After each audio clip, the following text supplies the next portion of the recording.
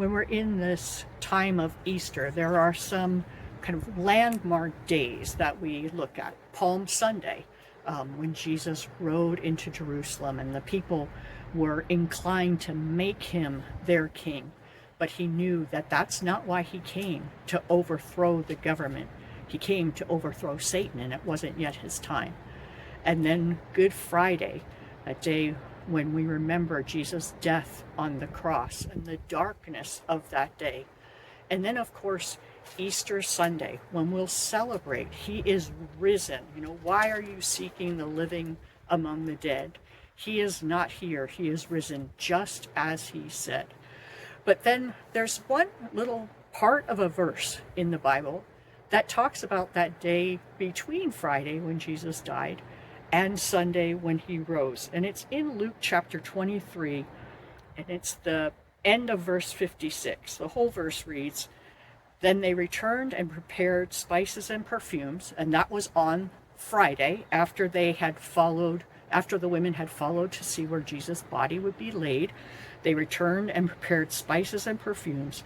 And then it goes on and says, "And on the Sabbath they rested according to the commandment." And that's pretty much the only verse we have that tells us what happened between the crucifixion and the resurrection in the lives of Jesus' followers. That they rested according to the commandment.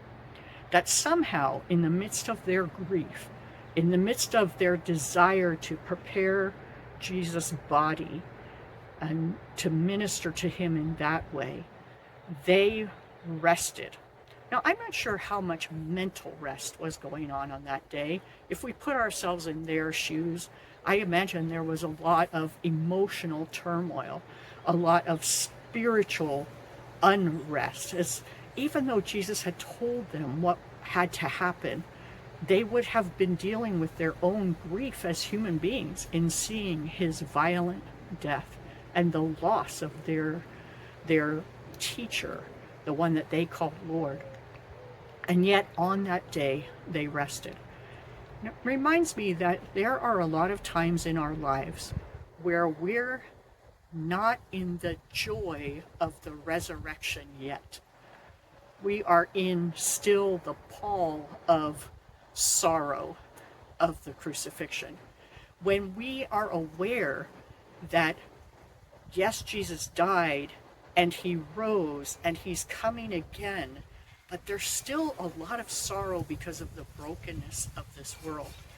I think we would do well to follow the example of those women, to rest in what Jesus has done, to rest on the promise that death is vanquished, that he is coming again, that one day we will be with him forever, and then to do what he commands.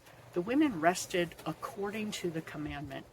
What we can do in this time when we're still living, yes, in the joy of Easter, because we know that our Savior is risen, but sort of that not yet of when he's coming again, is we can follow his commands. In fact, that's how the Bible tells us that we show our love for him, that we will obey him.